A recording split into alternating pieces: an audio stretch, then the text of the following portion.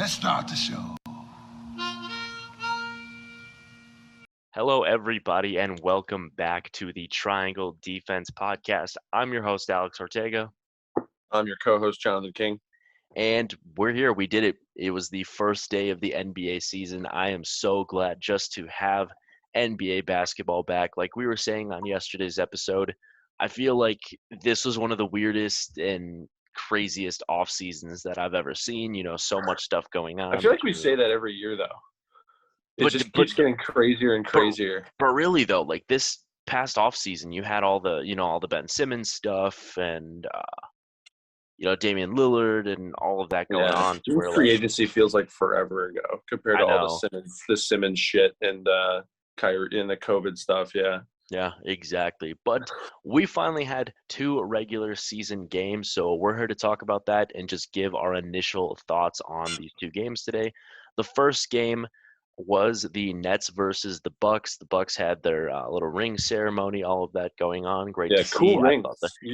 Cool. Yeah, exactly. I was gonna say I cool didn't really rings. get the whole pop off the top and there's like a QR code. Did they explain what the QR code was to? Because I don't think they did. I don't actually know. They just explained that there was a QR code in the ring, and then they didn't say what it was. Like, I have no idea. You could be whatever. It's like a JPEG of Giannis's face or something. Like I don't know what it's supposed to be. And then you can wear it on a chain, which is kind of cool. Maybe doing too much. I don't know what you thought about that, but cool. Yeah, ring. I mean, I didn't put too much into it. I just thought the rings looked cool. I thought their warm-ups looked sweet too, and all of that. But going into the starting lineups for this game, for the Nets, they ran with James Harden at the point guard, Joe Harris at the 2, Katie at the 3, Blake at the 4, and Nick Claxton at the 5. I can't help but feel like somebody's missing out of this lineup. I don't know who it is. Probably no one. Yeah, no, not sure. Probably Patty Mills should have been starting. Right. Should have been starting. Yeah. Okay. Yeah, but maybe they're missing somebody. I'm not too sure. And then on the Bucks side of things, we have Drew Holiday, Grayson Allen, Chris Middleton, Giannis, and Brook Lopez. Grayson Allen being in the starting lineup, that has to do with Dante is still nursing that ankle injury. And the Bucks went on to take the win with 127 to 104. Going on, I want to talk about the Brooklyn Nets side of things first. Looking at this lineup, and they made it clear early on that Steve Nash was running a 10-man rotation tonight and wanted to kind of see who was the odd man out of all that, which makes sense, experimenting first game of the season and early on in the season as well, too. What I didn't expect, though, was Bruce Brown to be that odd guy out. I wanted to see some floaters tonight. Didn't get to. Exactly. I thought it was really weird because, he was averaging 20 minutes a game in the playoffs and was probably their best defender in the playoffs too. So, with how important he was. Saying a whole lot, but yeah. No, that's for sure. And I know it's just one night, but I don't know what Steve Nash's thought process was going into that decision. I mean, he got some garbage time minutes, but I think, like I said, this is a guy that was playing really, really valuable minutes in the playoffs. So I don't know what went into that decision. Yeah, he opted to go with Javon Carter, which surprised me a little bit. I'm still not really sure what Carter brings to a team. In college, he was always sort of this defensive-minded guy, and now he's trying to get his shot back. He handles the ball for them. Brought the ball up the court a few times, but really their bench was just non-existent other than Patty Mills. I was just gonna say. I mean, I was talking in the last episode how much I loved this Patty Mills addition, and I mean, I was just they proved that even more today. They needed him so bad. Yeah, he was the only bench player to score up until close to the end of the third quarter. That's nuts, and he only scored on 3-pointers. Yeah, exactly. Yeah, 7 for 7 from 3. Missed a couple. Inside. Right, and off the bench, I think Aldridge had 1 point. I think Millsap had 1 point. Millsap had nothing. Oh Millsap had in nothing. His minimal minutes he played. He didn't play that much. I don't know I don't think Javon Carter really gave you anything either. But no, and he played 19 minutes. Yeah, that's bad. Yeah, no, that was the Patty Mills show on the bench. And Aldridge, I mean, I I don't want to, bash on him too much or anything, but didn't look like his heart was really in it tonight. You didn't. Oh, you thought the heart was the issue. I mean, I don't know. I mean, he looked tired. I mean, obviously he was guarding Giannis and Yeah. all that, but yeah, I don't know. I mean, we mentioned before that we don't know what kind of role he's about to have Right. in Brooklyn, but I think maybe Nash might have played him a little too long, a little too early, you know? Yeah, I don't know. Um, he all their Nets big men, they seem to have more of a passive role in the team. They're not there to do too much. They're there to guard Giannis and Brook Lopez and sort of file in and out. Millsap, James Johnson, Aldridge, Blake Griffin, Nico Claxton, all those guys just come in and they have a platoon swap of big men that are just there to support Durant and Harden Right. and even the ball handlers like Harris and Patty Mills. So Yeah, they're all pretty sort of much, but interchangeable. Yeah. no, this is a team just watching. I couldn't just help but think that they need bench scoring terrible. They would benefit for really making a move for a guy off the bench, but I think it might be almost impossible just with how much money they have in KD, Kyrie, and James Harden. Yeah, we'll see what happens with that. Bruce Brown obviously could be the answer to that question, as well as Cam Thomas much later in the season. If he gets some minutes under his belt, Cam Thomas could actually really help them in the playoffs. I think Exactly, and really proficient scorer. right. And this is Yeah, a team I expect to be really, really active on the buyout market as well too. yeah, Maybe they can get a couple pieces that can give you at least one bucket off the bench. Like Jesus Christ, man. it was bad. Yeah, the Bucks play good defense though, like they always do. Oh They're yeah, pretty good at giving perimeter guys trouble. But yeah, not a very inspired performance from their bench, which is a lot of buyout guys and young guys. right, exactly. Basically, I mean, the final thoughts that I walked away with on that Brooklyn team is just they're relying too much on KD and James Harden. And I know it's just the first game, but they need to clean it up. Right. Everybody, Blake, Nick Claxton, all the guys off the bench. Hopefully, Bruce Brown gets some real minutes moving forward. But it was just the KD and James Harden show, and not a whole lot else. Yeah, I mean, and KD and Harden only played 30 minutes apiece, so it's not like they were, pushing them too hard in the first Right. place. So I don't know if it's a huge concern. We'll probably see what they look like later in the season.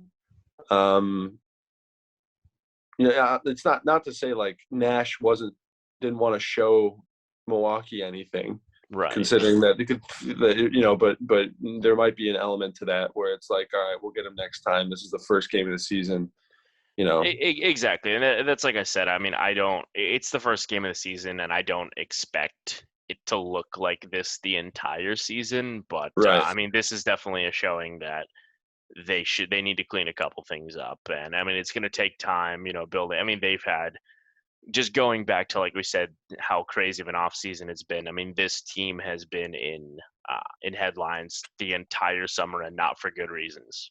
So, I mean, that could really just be a reflection of the off season that they've had. And if I'm a player on this team, I'm mentally just tired of just hearing all of that and all of that going on.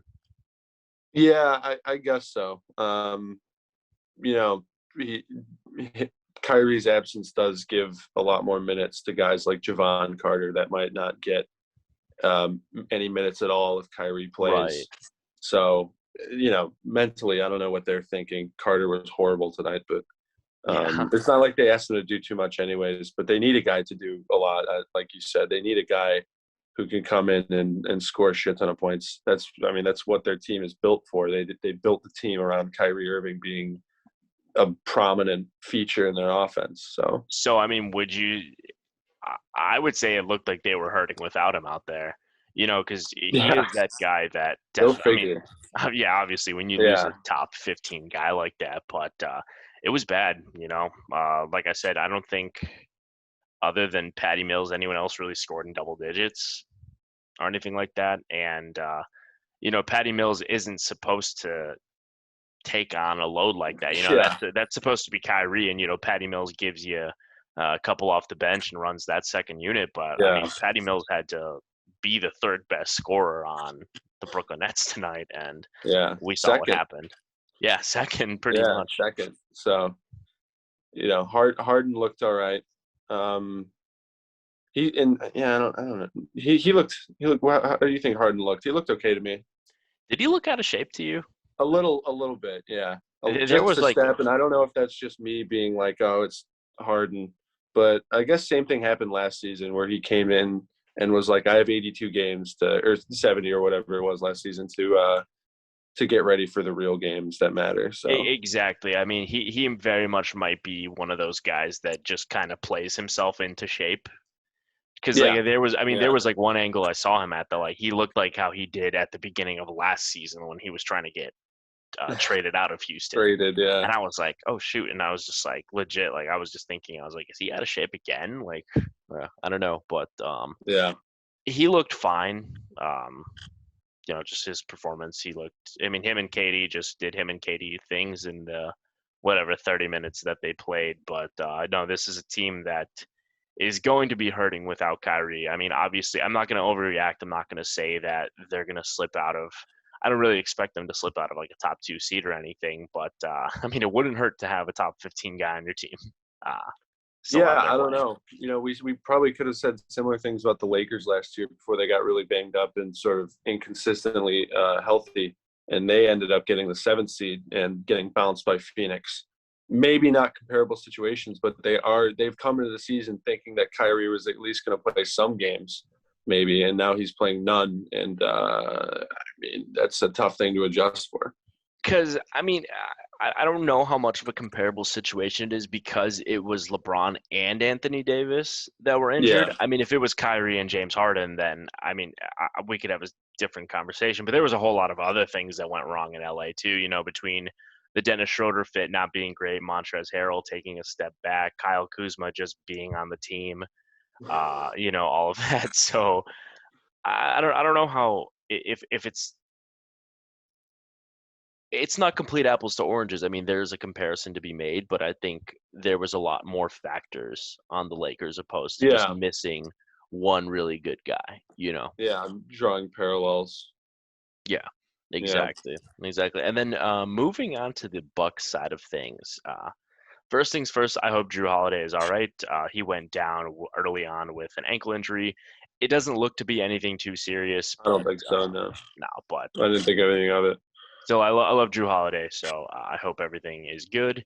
And You bottom know who I line, don't love though is oh, Grayson Allen playing I know. well enough. Uh, He was just there to shoot, but he started for them, and yeah, Grayson Allen, man. but overall, just to keep things simple, the Bucks just look good. They look like the reigning champs. Yeah, Yeah, not exactly. rocket science. Giannis in particular looked great as well too. He was struggling to make shots early on, but I mean, he He was he was was letting taking them. a lot of shots. He was spotting up and stuff like that. And that's why I look at this as a positive because he's shooting the ball more confidently. So even Yeah, if he is missing it, he's not scared to take those pull-up jumpers, to take those pull-up threes or anything like that. And then later on, he started to shoot. No, the shot was actually starting to come down for him. yeah, 32, 14, and 7.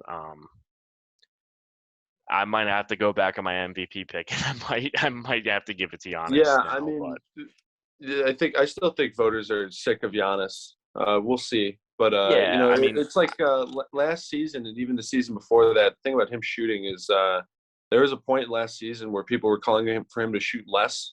He was shooting too many threes, yeah, and it took him a little bit to rein it in because there were games where he'd go like 1 for 9 or 1 for 8, and it would really just stink up the offense because he'd do these pull ups and they wouldn't go in.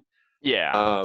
And so him getting more confident in shooting, it's good. It's good at the beginning of the season, but we also know he's capable of reining it in and going just Giannis mode when not shooting because he doesn't need to. Obviously, it'll help the Bucks offense and it'll help his game if he can get the shot going consistently, and if that starts with him confidently pulling from a spot up position, then yeah, that'll help. Oh yeah, for sure. And then the bench looked great too. Yeah, Pat as always. Connaughton. Pat Connaughton Yeah, gave us 20. Jordan Are Wara. we? Yeah, I was gonna say, are we? He had 15 points. Are we kind Yeah, of looking at? Is this might be the Jordan Wara breakout season or what? yeah. I mean, they called him a walking bucket in the off season. Usually it's Yeah, just off season banter, like when a guy says he's vegan or a guy says he's in the best shape of his life or something like that. yeah, But exactly. there was some article came out where his nickname on the team is basically they just call him the walking bucket. I saw And people on Twitter calling him Michael Jordan Wara. Yeah, but cool. like, I But mean, yeah, that's Twitter people. Yeah, exactly. yeah. But he He looked played great, 26 minutes. Had and some he looked good in good those stuff. too. He Yeah. he had a couple like wily plays. He had that steal um, on the he sort of stole an outlet pass from someone, I forget who. Hmm. And he did some cool stuff. Pretty young, but I mean this is what he did in college too. He was that guy. He scored a shit ton of points and he had size to him and stuff like that. Exactly. Yeah. No. They seem to have a high opinion of him. Yeah. No. They were. It looked like Coach Bud was pretty confident in him and was just kind of letting him do his thing out there. And like I said, I think we could be poised for a Jordan Wara kind of breakout year off that bench. With Yeah, And then, like I said, not to mention this was all without Dante DiVincenzo, Rodney Hood, Semi Ojeleye, and Bobby Portis. So if yeah, these guys on the bench continue to remain, injured throughout the season and all of that, he could have a pretty big role coming yeah. off that bench. Who I wanted to see more of was Mamu.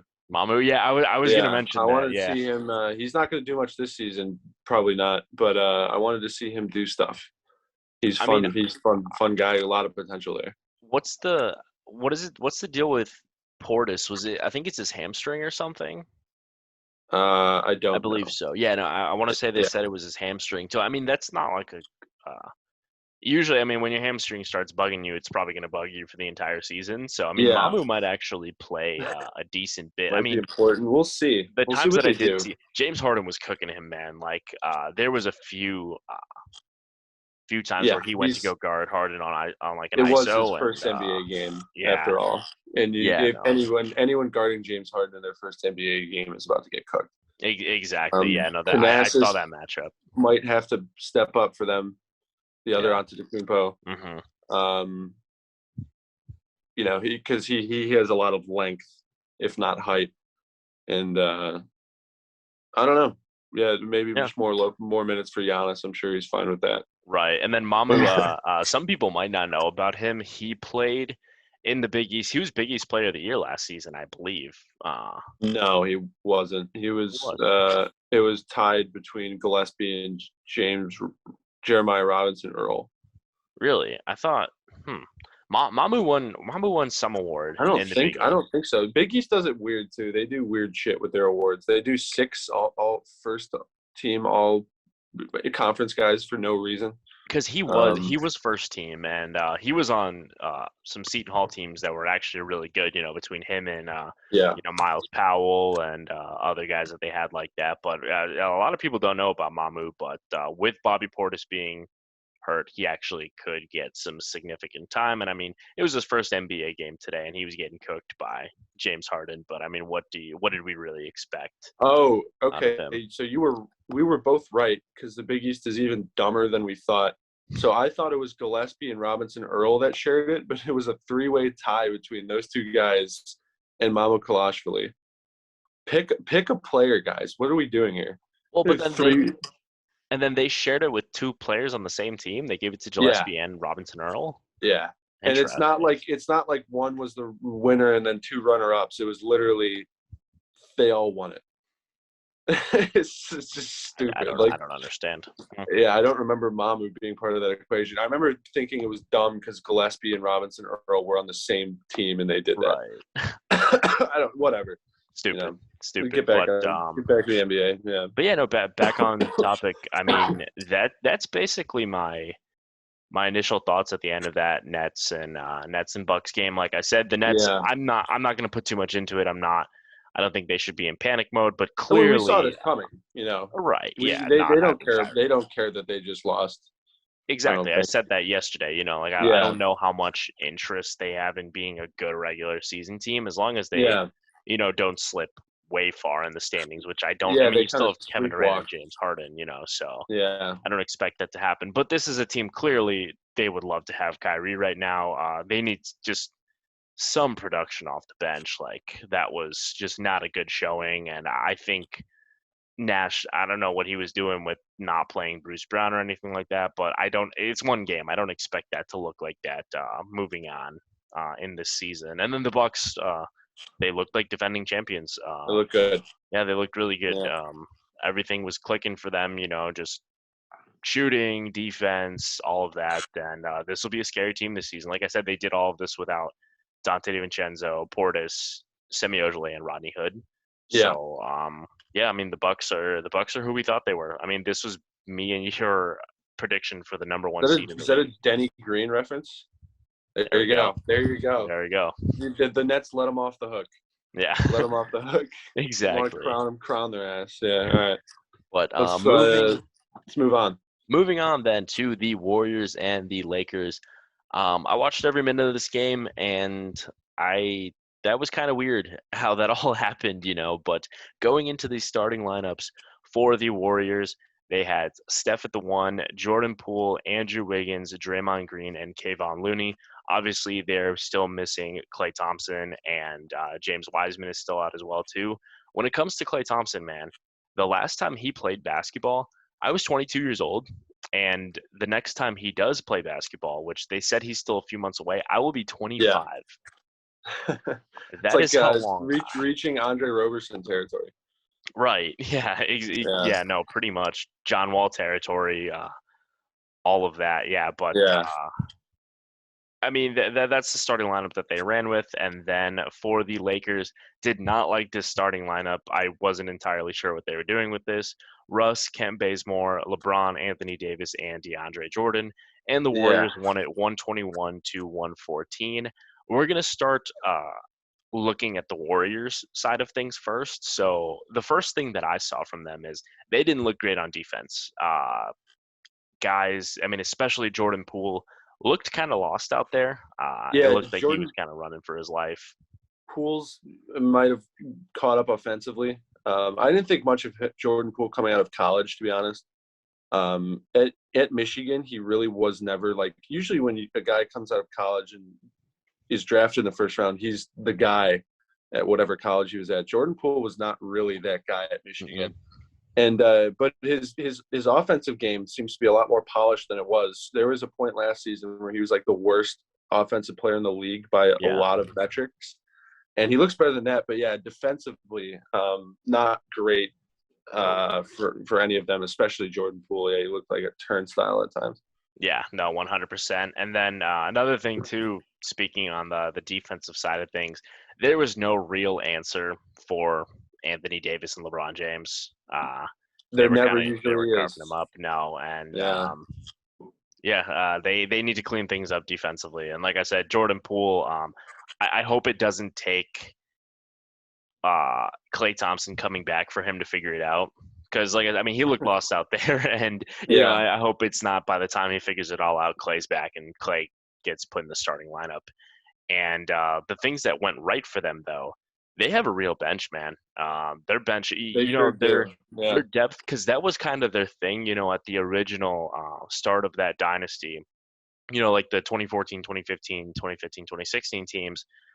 That was their thing, though. Like, wasn't that they were really deep, and they had a ton of guys off that bench. Between Sean Livingston, Andre Iguodala, yeah. um, Barbosa, Mo Barbosa, Spates, Mo Spate, yeah, all of those guys. Kevon That was their Looney, thing, is that Francis Sealy.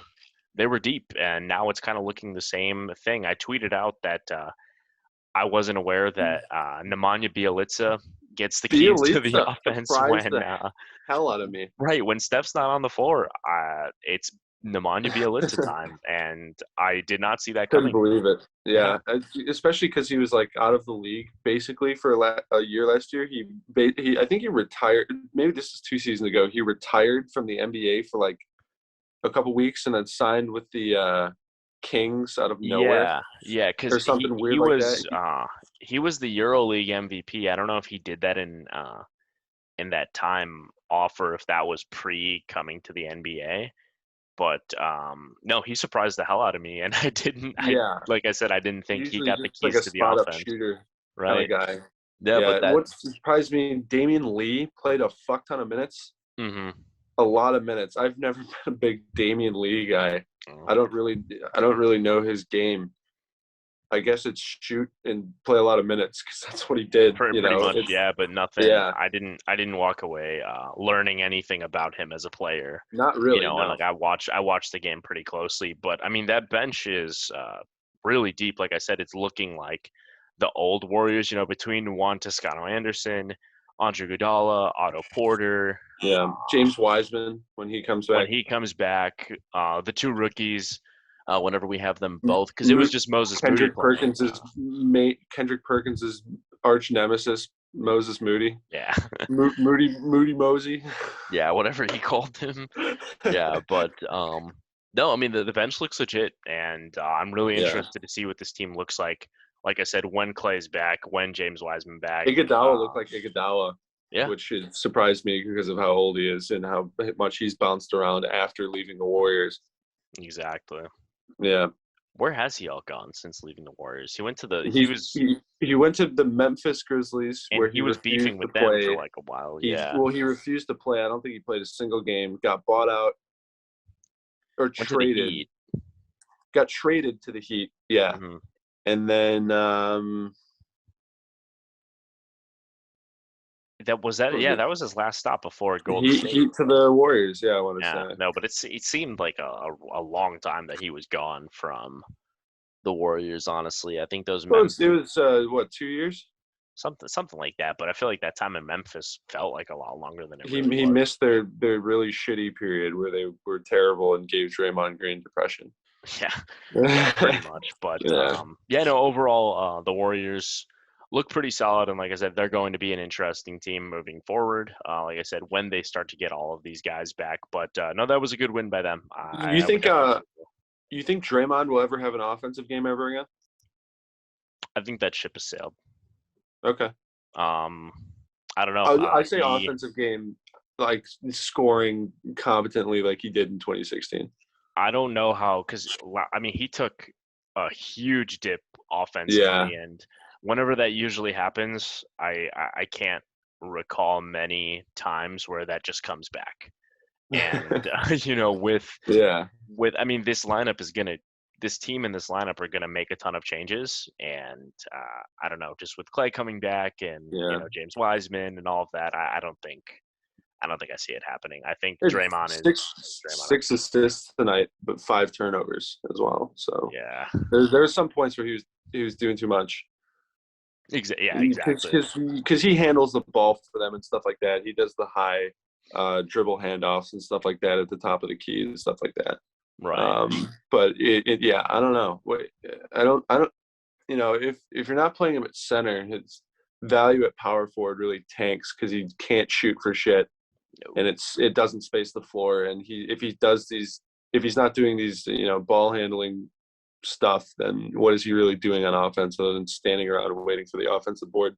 I don't know. Exactly, and that's why I mean I was on the trade Draymond train about a year or so ago, but I don't think they would do that. Between So it's he does a also lot of good things, like leadership wise, and yeah, I know he he's a was coaching locker room guy. He Wiseman up. motivates. Yeah, But I mean, it's just proof basically that some people think, oh, they get Clay back, maybe they'll get that 2016 magic, like you said, they got the bench.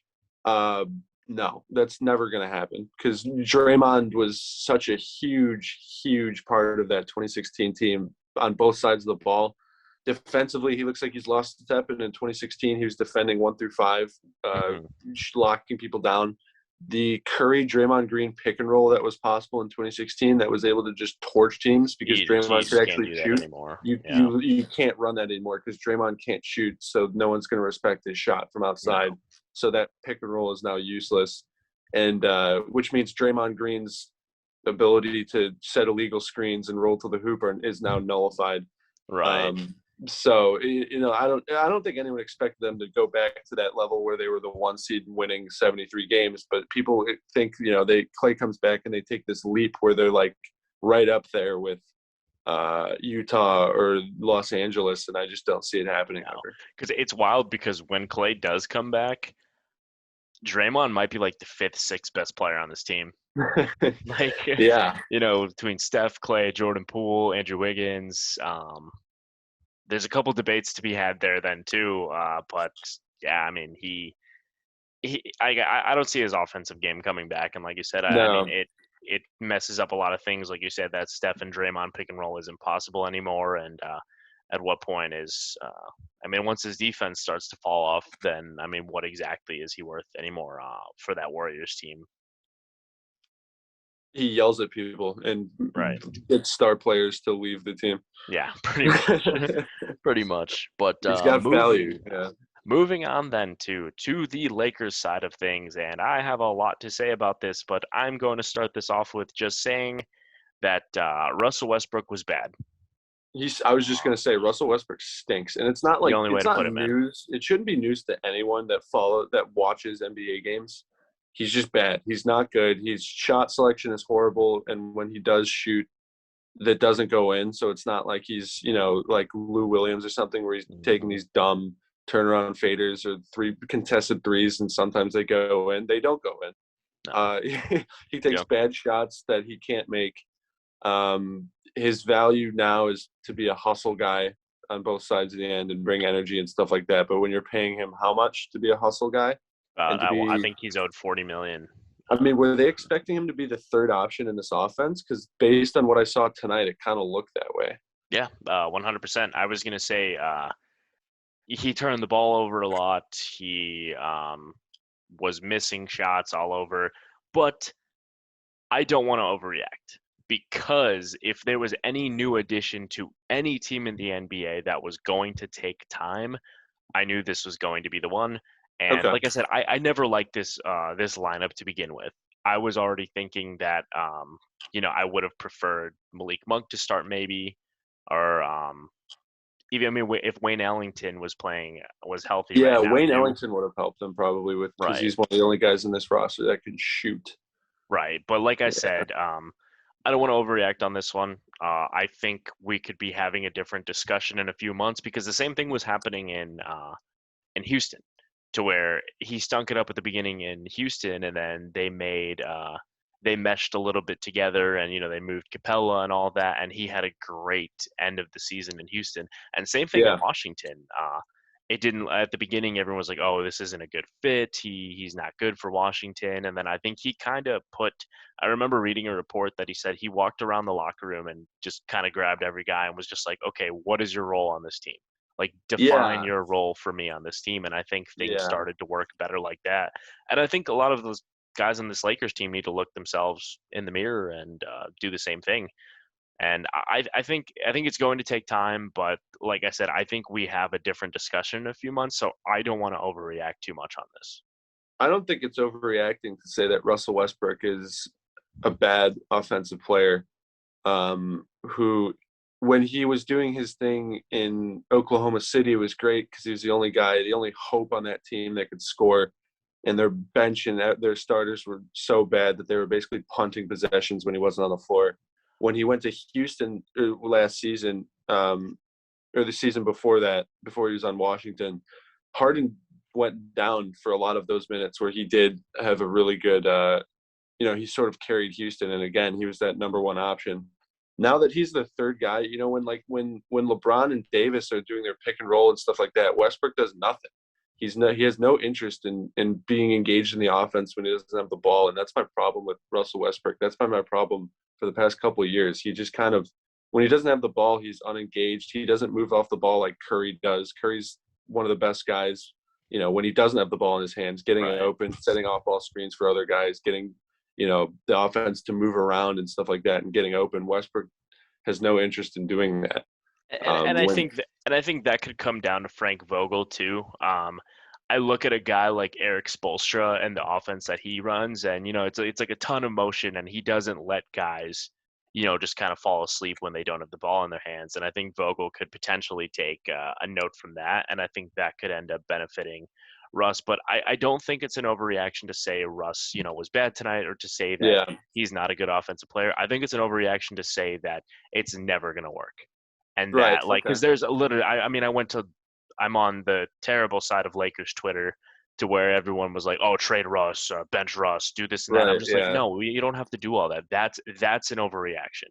Yeah. Where I don't think it's completely dead to where this is never going to work out, and they should go get Kyle Kuzma back or Montrezl Harrell back or whatever for that. They should do a redo, or they should do just a clean swap of those assets back. No, yeah, no way. But Yeah. I think with a couple tweaks and with a better starting lineup too. I mean, there were still guys missing today too. The lineup I like the most, which I want to see implemented, and I think will be implemented in really important games, in the playoffs and anything like that. You have to put Anthony Davis at the center. DeAndre Jordan and Russell Westbrook. No, Not going to happen. It's not going to. Well, yeah, that sounds like a great plan. It's not going to happen because he doesn't want to play center. He's never wanted to play center his whole career, and he hasn't. He's successfully evaded the center position for the majority of his career. He played center in New Orleans a ton, and whenever they ran small for the Lakers. Know. Alexis Ajinça played a lot of center for them. True. he made up for that. He doesn't want to play center, and he's made that. I think he's almost stated that out loud. I could be wrong, but it's pretty clear. That's why I don't think much of DeAndre Jordan. I don't think the Lakers do either. But he's a big-bodied guy, comes in to play defense, and makes it so that Davis. Especially so that Davis can take advantage of some of those power forwards on the defensive end, cause some weird stuff to happen there. But yeah, I mean, it's going to happen at some point. I mean, he played center a decent bit in that finals run too. I mean, that was their death lineup essentially, was with LeBron and Anthony Davis as your front court. He plays minutes at center. I'm just saying, don't get used to it. He doesn't like playing center because that's the best small ball lineup in the NBA, right there. Yeah, for sure. And the lineup that I like, that I think should be played, I mean, obviously they're not going to do this all the time, but in important minutes, Russell Westbrook, Malik Monk, Wayne Ellington, LeBron, Anthony Davis. So you have your shooters, and then, like I said, you have the best, the best small ball duo right there of LeBron and Anthony Davis. Do I think? Yeah. I mean, he's not going to start at the center. They're not going to do all that. I mean, the lineup that I like for them originally, like I said, I don't like the DeAndre Jordan stuff. I don't see this happening too, because Anthony Davis has made it clear he doesn't want to play center. Yeah. But I will go Russ, Malik Monk, LeBron, Trevor Ariza, and Anthony Davis at the 5. Yeah, I'm not big on Ariza just in general. I'm just not a big Ariza guy. I think he defensively, he used to be a big 3-and-D guy. Defensively, I don't think he's very good anymore. He's old. And even from 3, that's his big appeal, is that he makes threes, and I don't think he is great at that anymore either. I think there's better options than Trevor Ariza, but like Wayne Ellington. I think Wayne Ellington's one of the most underrated three-point shooters in the league. I like him better in a smaller lineup than Trevor Ariza. Right. And Trevor, that's not my small ball lineup. My small ball lineup is still just Russ, right, Malik Monk, Wayne Ellington, Bron, and Anthony Davis. But I mean, Ariza is going to get minutes when he comes back from injury. Then I think he has to. They gave. You see the minutes dispersed that they gave tonight. LeBron played 37 minutes. Melo played 26 minutes. They gave 19 minutes to Malik Monk. So there's room to be had eating into that lineup. Exactly. And you're a little surprised that Dwight Howard didn't start tonight, or no? He's more of a bench guy. I think he's just a bench guy now. And he's been one of the better backup bigs in the league for the last few years. DeAndre Jordan was basically played out of the rotation on Brooklyn last year. Mm-hmm. I was a little surprised to see that he started. I guess it makes sense because they didn't ask him to do a whole lot. No. Starting next to Davis and LeBron and Westbrook. Is Marcus All still on the team? No, Marcus All. No, he retired. Hired or went to Spain. I think he retired. I'm not 100% sure. No longer in the NBA for sure, though. Yeah, definitely. But just thinking about then LeBron and AD, man, they look great. LeBron, I mean, AD had 30 and Yeah. 10. LeBron had 34 and 10. And I told you, a healthy LeBron and Anthony Davis is the best duo in the NBA. I think they could take my sixth grade intramural team to the playoffs. Like Yeah, it's like 100%. the old argument, like if you put LeBron on like say Bonaventure, like they'd win it all, no doubt. Like Yeah, yeah, no, it's just exactly. nuts. And Yeah, I truly think that, I mean, those two are just, they're so good together. Anthony yeah, Davis, this team's going to go as far as Anthony Davis takes them. I think so. definitely. But the problem is I don't want to put too much into this performance by him right now too, because this is today on whatever October 19th. This is the healthiest Anthony Davis is going to be all season. It's only a matter of Unfortunately, time. yeah. It's only a matter of time until he starts to get banged up He and took a he starts couple to miss falls tonight games. Yeah, he did, and where there it was a was few like, that I saw that I was like, oh no, true, yeah, man. that stuff's gonna pile on, and he's Yeah. going to miss time because he's Anthony Davis. Like, I mean, Chuck called him street clothes right before the game started too, and Yeah, I don't and see that changing. he'll have those load management games with LeBron where the Lakers just basically just throw in the towel and say, fuck it, we'll lose. Right. Where Davis and James rests, and maybe Westbrook can go ape shit and pad the stats a little bit there. But Exactly, but I mean, LeBron and Anthony Davis, I can't criticize those two games because they played amazing. Did LeBron change his form, like shooting? Like it looked good. he looked more confident shooting threes than I've ever seen him in Yeah, his no, entire career. 100%. He doesn't do that. It looked to me like he didn't do that weird lean back thing that he does Yeah. on his shot. He does do the little tilt back kind of, Hmm. and that's his form, which always annoyed me so much because I go to the gym and try to replicate it, and it's like Yeah. it just feels so off, like leaning back. It's like it's a fadeaway every time. Right. It's a weird form, but it works for him since he's a tank. Dame Lillard said it was, or I think it was McCollum said it was the Calm app that Right. that was allowing him to pull up, and Damian Lillard co-signed it, I think, which Yeah, is funny. no, his shot looked good. I don't know if he changed his form or maybe he, like you said, he's not leaning back like he was on those Hashtag shots. Wash But King. right, yeah, Yeah. the kid from Akron. That was one of my favorite trends. I don't know if you saw that on Twitter where it would be like a picture of LeBron or something. Like he did something in a game and they're like, oh, quote this with your best LeBron James caption. Yeah. Yeah, Yeah. that'd be It was dying. cornball. It is Tuesday, or was. Oh yeah, it was Taco Taco Tuesday. Tuesday. Yeah, Yeah. no, for I mean sure. But that's got to play a part.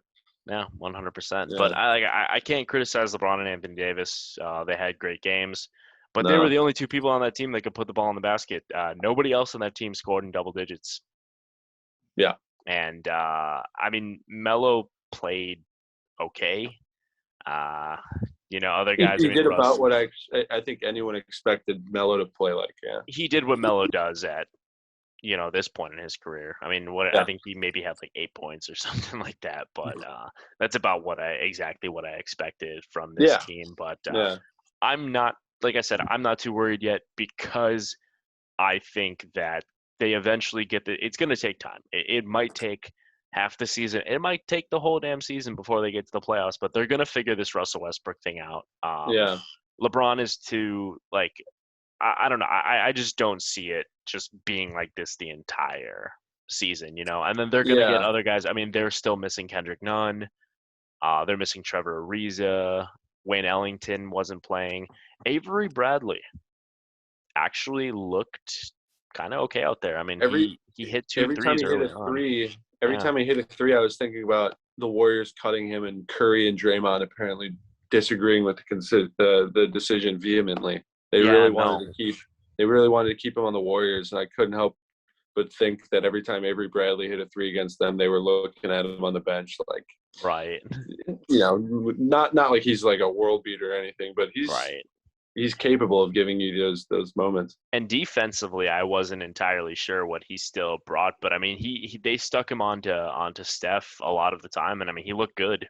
Yeah. He was still staying in front of Steph. I mean, Steph is Steph at the end of the day, but I mean, he was still staying in front of him basically the entire time. And this is a guy that I would have loved to see him that uh, on that team that actually went to the finals and won that championship. But Yeah. I think this is the chance now to really kind of get that right. And I mean, we'll see what happens to his playing time. Like I said, when they get guys back like Kendrick Nunn and Trevor Ariza, but I think if they need a defensive stopper moving forward, he might end up being the guy. And if he can shoot the three ball like that too, he could slide into that not full time starting two guard, but I think there could be worlds where he ends up getting like I said, a lot of playing time. Yeah, instead of Ken Bazemore. Right. Because I think he's might be more valuable than Ken Bazemore at this point for what he brings. Like I said, for what he brings defensively, and if he can shoot the three at an effective rate, like he was tonight. Yeah, I'm not a huge Bazemore guy. I guess he's okay. No, The whole, they're all okay. Like I look at their bench and just can't help but think like the Lakers went to 2K12, got the best players on the roster, and then like just got them all: Howard, Melo, Rondo. God, yeah, how good would this team have been in like 2012? Deandre Jordan, Russ, yeah, pretty damn good. Their bench, you know, this strikes me as a team like sort of like the 2018 Cavs, where they figure it out up until like even the first round. They're still experimenting, or they're just toying with some team or something, like some poor team in the West, and they're still figuring out lineups in the first round of the playoffs. Yeah. Exactly, and then that's like I said, is I think it could be a situation like that where it takes that long, you know, to figure the Russ thing out, to figure things out with some of these older guys on the team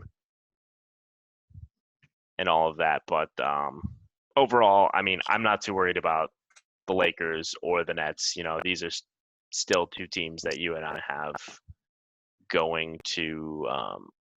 I mean, I have the Lakers going to the finals still. I don't. Really? I've got the Jazz, I guess. Okay. It's going to happen at some point.